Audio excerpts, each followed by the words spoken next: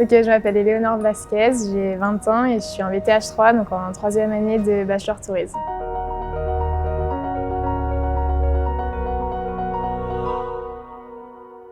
J'ai choisi de faire une mission humanitaire avec des enfants défavorisés. C'était au sein d'une école à Phuket. Mais déjà, moi, je voulais faire ma mission humanitaire.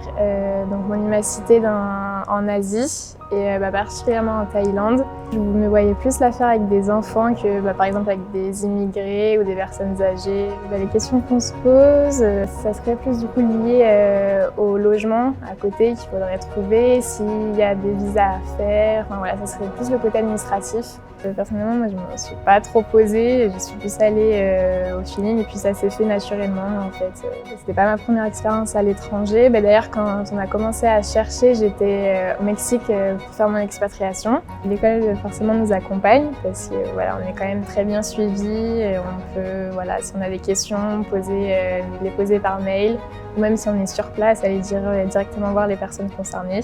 Donc l'arrivée sur place, elle s'est plutôt bien déroulée. Voilà, on n'avait pas d'appréhension, on était déjà au courant de ce qu'on allait faire, de où il fallait aller. Du coup, on a fait le voyage à 3. Et donc on est arrivé tard, on est arrivé à 2h du matin sur place, mais donc il y avait une fille de l'association qui nous attendait en fait pour nous accompagner au logement.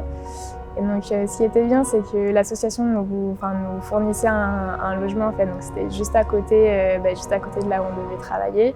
Nos journées types, donc c'était divisé en 2 parties. Donc, le matin, on était dans les bureaux, donc on faisait tout ce qui est, on triait les dons, que ce soit les dons d'argent ou de matériel.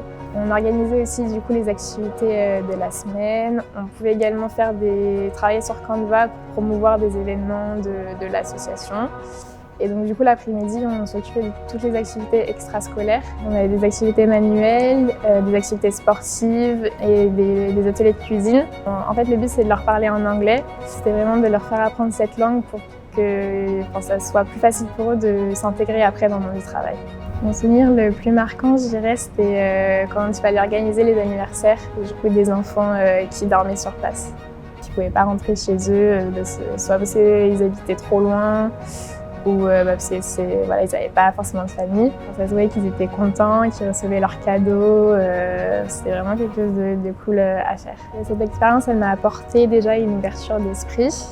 En plus, c'est là où vraiment on se rend compte qu'il n'y a pas que nous.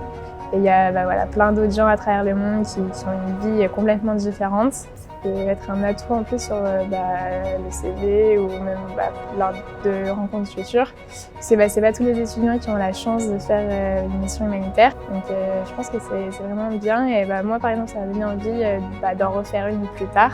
Peut-être justement essayer d'en faire une en France pour voir que aussi dans notre pays, il y a des gens en difficulté. Un conseil que je pourrais donner, c'est vraiment de ne pas hésiter à faire cette mission, d'y aller à 100% et c'est une occasion aussi de voyager, donc vraiment y aller à fond.